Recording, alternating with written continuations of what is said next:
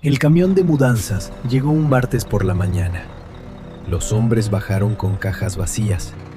Tenían instrucciones de empacar todo porque la casa tenía nuevo dueño y había que desocupar antes del viernes. Doña Filomena Ramos estaba en el corredor tomando su café de las 9 cuando los vio llegar. Se levantó. Fue a preguntarles qué hacían. Uno de los hombres le mostró un papel. Era un contrato de compraventa. La casa de la colonia San Marcos, la que ella y Arturo habían construido en 12 años, aparecía ahí con dirección, medidas y precio. La vendedora era Carmen Ramos de Godínez, su propia hija. Doña Filomena leyó el papel 2 veces. Fue adentro. Marcó el número de Carmen, buzón. Lo marcó de nuevo, buzón. Una tercera vez, buzón. 30 minutos después, llegó un mensaje de texto. Mamá, te voy a buscar un cuarto en una residencia. Ya hablé con ellos. Es un lugar bonito. Doña Filomena puso el teléfono sobre la mesa de la cocina y se quedó mirándolo. Luego fue al corredor y les dijo a los hombres del camión que no iba a entrar nadie. Y los hombres se quedaron donde estaban. Lo que Carmen no sabía era que su madre también había visitado a un licenciado. Lo hizo 7 meses antes, en silencio, cuando las preguntas de Carmen sobre la casa empezaron a tener una dirección demasiado clara. Lo que ese licenciado documentó hacía que la venta de Carmen fuera papel mojado desde el momento en que se firmó. Carmen había vendido algo que no tenía derecho a vender. Y ese martes, con el camión afuera y el café todavía caliente, ese error estaba a punto de cobrarle todo. Si este tipo de historias te llega al alma, suscríbete ahora a la Mesa de los Olvidados. Cada semana hay una nueva esperándote aquí. Para entender lo que pasó, hay que volver al principio. A la casa que se construyó de a poco en 12 años. A la hija que calculó lo que valía antes de preguntar si era suya. Y a la madre que vio ese cálculo a tiempo. Doña Filomena Ramos nació en un municipio de Huehuetenango, la mayor de 4 hermanos, en una casa de adobe, donde el frío de noviembre se metía por la teja rota del techo, que su padre nunca tuvo dinero para arreglar. No era un detalle menor, era la realidad de cada invierno. La cobija mojada, el suelo frío, las mañanas grises con agua entrando desde arriba. Desde niña supo que tener una casa propia y completa, sin goteras y sin deudas, era lo más importante que una persona podía tener. No lo decidió, lo aprendió viviendo.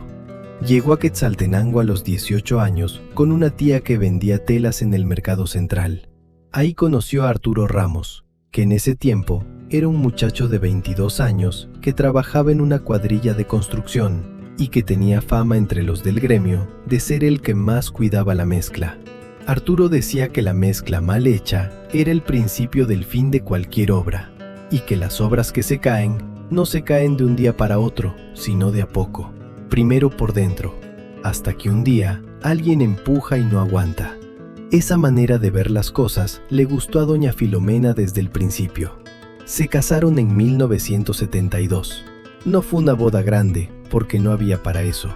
La ceremonia fue en la iglesia del barrio, con los testigos justos, y la cena fue en la casa de la mamá de Arturo, con tamales que doña Filomena hizo desde las 4 de la mañana.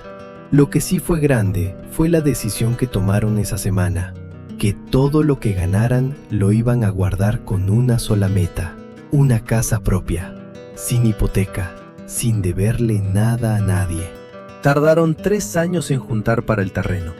El de la colonia San Marcos lo vieron anunciado en un papel pegado en el mercado, en 1975.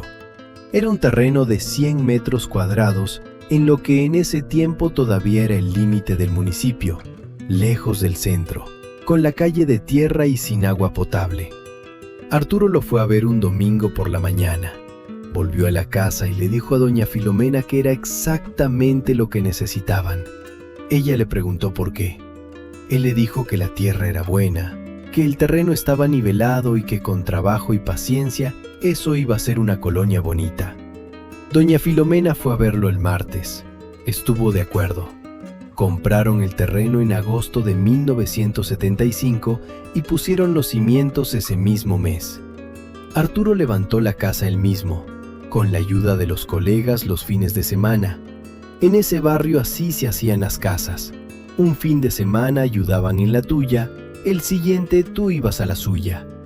No de una vez, sino en partes. Primero los cimientos y las paredes del cuarto principal, después la cocina, después el corredor, después los cuartos cuando llegaron los hijos. Cada parte se construía cuando había dinero para hacerla, no antes. Arturo tenía una regla que nunca rompió: nada a crédito, nada que no estuviera ya pagado antes de empezar a ponerlo. Así tardaron 12 años en terminar, pero cuando terminaron, en 1987, la casa era completamente de ellos. El día que pagaron el último plazo de la hipoteca del terreno, Arturo llegó a casa con el papel sellado y lo puso sobre la mesa de la cocina sin decir nada. Doña Filomena lo tomó, lo leyó, lo dobló con cuidado y lo guardó en la caja de metal que tenía bajo la cama, junto con los demás documentos importantes. Esa noche hicieron tamales y los comieron los 4: Arturo, Doña Filomena, Omar, que tenía 12 años, y Carmen, que tenía 8. No fue una celebración con discursos. Fue simplemente la noche en que la familia comió tamales porque había algo que valía la pena celebrar. Los años que vinieron fueron buenos años. No fáciles, sino buenos, que es diferente. Arturo siguió en la construcción. Llegó a ser maestro de obra reconocido en Quetzaltenango y con el tiempo empezó a recibir contratos propios. Doña Filomena administró la casa y también ayudó a una vecina con la venta de telas, trabajo que hacía 2 días a la semana y que le daba su propio dinero, separado del de Arturo, guardado en una cuenta que ella manejaba sola. Nunca mezcló los dos. Decía que en una casa donde los dos trabajan, cada uno debe saber exactamente cuánto tiene, porque el día que uno de los dos falta, el otro no puede quedarse sin saber de qué vive. Omar creció, estudió electricidad industrial en el Instituto Técnico y a los 26 años se fue al norte con una cuadrilla de trabajo que siguió los contratos hasta cruzar la frontera. Se quedó en Estados Unidos. Mandaba dinero con la regularidad de un reloj, llamaba los domingos sin falta, y cada vez que podía ahorrar lo suficiente para el pasaje, volvía a pasar 2 semanas en Quetzaltenango. Era el hijo que estaba lejos, pero que nunca desapareció. Carmen se quedó. Se casó con Fernando Godínez a los 24 años, un hombre de buen trato y conversación fácil, que había heredado un negocio de electrodomésticos en el mercado central de su padre. Fernando era conocido en el mercado, tenía nombre propio entre los comerciantes, y los primeros años del negocio funcionaron bien. Carmen trabajó con él desde el principio, llevando los libros de contabilidad y atendiendo a los clientes. Doña Filomena los veía los domingos y reconocía en su hija la misma energía que ella había tenido a esa edad, ganas de construir algo, de hacer crecer lo que tenían. Lo que doña Filomena también vio, desde el principio, aunque nunca lo dijo en voz alta, era que Fernando tomaba decisiones con el dinero de una manera que a ella le generaba incomodidad. No porque fuera deshonesto, sino porque gastaba en los años buenos como si los buenos fueran permanentes. Cuando el negocio iba bien, Fernando ampliaba, compraba inventario de más, renovaba las vitrinas. No guardaba. Doña Filomena lo observaba y callaba porque no era su negocio, y porque Carmen era adulta y porque había cosas que los hijos tienen que aprender solos, aunque los padres ya sepan el final. El primer problema serio llegó a los 4 años de matrimonio. Fernando había comprado una línea de electrodomésticos de importación que no se vendió como esperaba. La deuda con el proveedor creció, los intereses corrieron y llegó un punto en que no podía pagar el siguiente pedido sin saldar el anterior. Carmen usó los ahorros del matrimonio para cubrir la diferencia. Le contó a doña Filomena en una visita de domingo, restándole importancia, diciendo que ya estaba resuelto. Doña Filomena sirvió más café y no dijo nada. El segundo problema llegó 3 años después. Esta vez fue una línea de crédito con el banco que Fernando usó para ampliar el local. Las ventas no respondieron como había calculado, y el pago mensual empezó a presionar el capital de trabajo. Para cubrir ese mes, Carmen vendió un lote pequeño que su padre le había dejado cuando se casó. Un terreno en las afueras que no valía mucho, pero que era algo. Doña Filomena supo cuando vio que el terreno ya no aparecía en los documentos de Carmen. No preguntó, pero tomó nota. El tercer problema fue el más grande. Fernando decidió importar una línea de electrodomésticos de alta gama, refrigeradoras de doble puerta, lavadoras de carga frontal, equipos de sonido. La lógica era que nadie más en Quetzaltenango los tenía y que eso le daba ventaja. El problema fue que el mercado de Quetzaltenango no estaba pidiendo eso. Los equipos se quedaron en bodega meses. Los pagos al banco siguieron llegando y las deudas se fueron acumulando hasta llegar a una cifra que Fernando sabía que no podía manejar solo. Un lunes de noviembre, después de que los niños se acostaron, Fernando sacó los estados de cuenta y los puso sobre la mesa de la cocina. Carmen los revisó en silencio. Eran peores de lo que había imaginado. «Hay que vender la casa de tu mamá», dijo Fernando.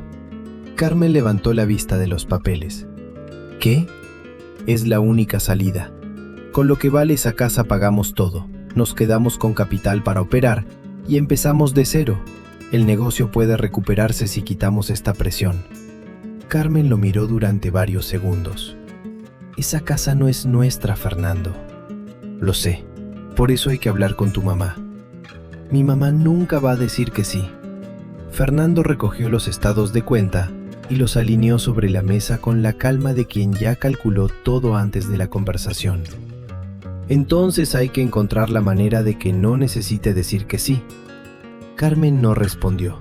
Fernando apagó la lámpara de la cocina y se fue a dormir. Ella se quedó sentada en la oscuridad con los papeles sobre la mesa. Tardó 2 semanas en decidirse. Durante esos 14 días, siguió yendo a la casa de su madre los domingos. Siguió trayendo los nietos. Siguió con la rutina de siempre. Pero en cada visita observaba la casa de otra manera. Medía con los ojos el tamaño del corredor. Calculaba el valor del terreno. Preguntaba cosas que parecían preguntas de hija, pero que eran preguntas de alguien que estaba construyendo un mapa. «Mamá, la escritura está a nombre tuyo solo, ¿verdad? Desde que murió papá». «Así es». «¿Y no tiene ninguna deuda pendiente, ninguna hipoteca?» «La hipoteca la pagamos en el 87, Carmen, hace más de 30 años. Es que a veces hay cosas del registro que quedan pendientes sin que uno sepa». Doña Filomena la miró. «¿Qué cosas del registro?» «Nada, mamá, estaba preguntando nomás». Fue la tercera visita con preguntas sobre los documentos. Y fue la última que doña Filomena necesitó para entender lo que estaba pasando. Esa semana, un martes por la mañana, doña Filomena se levantó temprano, se arregló, tomó su bolso y fue a la oficina del licenciado Andrade. El licenciado Andrade llevaba 30 años de notario en Quetzaltenango y había llevado los trámites de la familia desde los tiempos en que Arturo registró el terreno. Era un hombre de pelo blanco y trato directo, que no hacía preguntas innecesarias cuando un cliente llegaba con algo que decir. Doña Filomena entró, se sentó y le explicó la situación sin rodeos. Su hija estaba preguntando sobre los documentos de la casa con demasiada frecuencia y demasiada precisión, y ella quería proteger la propiedad antes de que algo pasara. El licenciado la escuchó hasta el final, luego le preguntó: ¿Cree que su hija va a intentar hacer algo con la propiedad sin su permiso? Doña Filomena tardó un momento antes de responder. No sé lo que va a hacer. Sé lo que necesito que no pueda hacer. El licenciado asintió. Preparó 2 documentos. El primero era un acta notarial que confirmaba que doña Filomena era la única propietaria y que cualquier transacción sobre la casa requería su firma personal presentada ante notario en persona, sin excepciones, sin representantes, sin poderes notariales de ningún tipo. Solo ella, en persona, con su DPI, frente a un notario. El segundo era una nota preventiva en el Registro General de la Propiedad, una alerta formal que se activaría automáticamente si alguien intentaba inscribir cualquier operación sobre esa dirección. La nota no impedía que alguien intentara hacer un trámite. Lo que hacía era dejar rastro inmediato de cualquier intento y bloqueaba la inscripción hasta que la propietaria original apareciera en persona a confirmar. Doña Filomena firmó los 2 documentos ese mismo martes. Pagó los honorarios con el dinero que traía en el bolso. Guardó las copias en la caja de metal bajo su cama, junto con la escritura original, la que Arturo había puesto sobre la mesa de la cocina en 1987. Volvió a su casa, regó el jardín del corredor y no le dijo nada a nadie. 2 meses después, Carmen fue a un notario en el municipio de San Cristóbal Totonicapán. Llevaba una escritura de la casa y una firma que no era la firma de su madre. El notario que la atendió era un hombre de 40 años que procesaba trámites sin hacer las preguntas que debería hacer. No verificó la autenticidad de la firma contra ningún registro. No consultó el sistema de propiedades para ver si había notas preventivas. Simplemente revisó que los documentos tuvieran la forma correcta y redactó el contrato de compraventa. El comprador era un hombre de negocios de Quetzaltenango que quería el terreno para construir una bodega. Pagó por debajo del valor de mercado porque Carmen necesitaba cerrar rápido y no tenía posición para negociar. El contrato quedó firmado. Carmen cobró el dinero ese mismo día, en efectivo, en 2 partes. La primera parte fue directamente al banco para saldar la deuda más urgente y detener los intereses. La segunda parte quedó en una cuenta que ella pensaba que iba a tener tiempo para administrar antes de que alguien hiciera preguntas. No tuvo ese tiempo. Cuando el comprador fue al Registro General de la Propiedad a inscribir la transferencia a su nombre, el sistema detectó la nota preventiva registrada por el licenciado Andrade y bloqueó automáticamente el trámite. El registrador notificó al comprador que la inscripción estaba suspendida hasta que la propietaria original apareciera en persona a confirmar la transacción. El comprador llamó al notario de San Cristóbal. El notario llamó a Carmen. Carmen no contestó esa llamada ni las 3 que siguieron. El comprador contrató a su propio abogado ese mismo día. El abogado le explicó que había 2 caminos: esperar el proceso legal, que podía tardar meses, o tomar posesión física de la propiedad de inmediato mientras el proceso se resolvía, creando un hecho que sería más difícil de revertir. El comprador eligió el segundo camino. Contrató el camión de mudanzas para el martes siguiente. Ese martes, doña Filomena estaba en el corredor tomando su café de las 9. Cuando el licenciado Andrade llegó 40 minutos después de que ella lo llamó, traía el maletín con los 2 documentos que habían preparado 7 meses antes. Se paró frente a los hombres del camión y les explicó la situación con calma. La transferencia de la propiedad estaba suspendida por el Registro General de la Propiedad. No existía ninguna orden judicial que autorizara la desocupación de la vivienda, y cualquier acción de su parte sin esa orden los convertía en parte de un proceso penal por usurpación. Les mostró los documentos. Los hombres los leyeron. Se miraron entre ellos. Cargaron las cajas vacías de vuelta al camión y se fueron. El proceso legal que siguió tuvo 2 frentes que corrieron al mismo tiempo. Por un lado, el comprador presentó una denuncia penal contra Carmen por haberle vendido un bien con documentos falsos. Por el otro, el licenciado Andrade presentó ante el juzgado civil la solicitud de nulidad del contrato de compraventa en representación de doña Filomena. La audiencia del caso civil fue 6 semanas después. Carmen llegó con un abogado que había contratado con parte del dinero que no había alcanzado a gastar. El abogado del comprador llegó con los contratos y con el testimonio del notario de San Cristóbal. El licenciado Andrade llegó con los 2 documentos del martes de agosto, el acta notarial y la nota preventiva, ambos con sello del Registro General de la Propiedad y con fecha anterior a la venta. El juez hizo 3 preguntas. Primero, ¿la firma en el contrato de compraventa correspondía a la firma registrada en el acta notarial? El perito grafológico que había sido nombrado por el juzgado respondió que no. Las dos firmas tenían diferencias estructurales que indicaban que no habían sido hechas por la misma persona. Segundo, ¿el notario de San Cristóbal había verificado la identidad de la vendedora en persona antes de redactar el contrato? El notario respondió que no, que se había basado en los documentos presentados. Tercero, ¿existía alguna nota preventiva registrada sobre la propiedad antes de la fecha de la venta? El registrador respondió que sí, registrada 7 meses antes de la transacción. Con esas 3 respuestas, el juez no necesitó más tiempo para deliberar. Declaró nulo el contrato de compraventa por vicio de consentimiento y por incumplimiento de los protocolos notariales establecidos por ley. La propiedad seguía siendo de doña Filomena Ramos. La transferencia al comprador quedó sin efecto.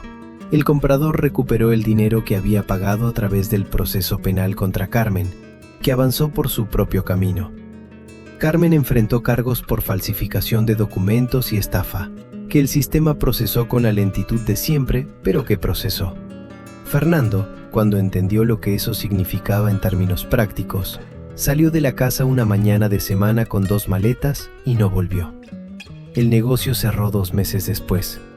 Omar supo todo desde el norte en una llamada de media hora que Rosario, la vecina de doña Filomena, hizo en nombre de la anciana porque doña Filomena no terminaba de explicar bien los detalles por teléfono. Omar escuchó todo en silencio. Cuando Rosario terminó, él dijo que iba a mandar dinero para los honorarios del licenciado ese mismo día, y lo mandó.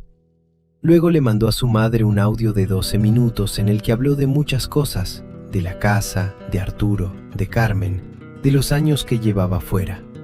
Al final del audio la voz se le quebró un poco. Doña Filomena lo escuchó 3 veces seguidas, sentada en la mesa de la cocina. Luego le mandó un mensaje de 4 palabras. Estoy bien, gracias hijo. Los nietos dejaron de aparecer por la casa durante meses. Eso fue lo más difícil de todo ese tiempo.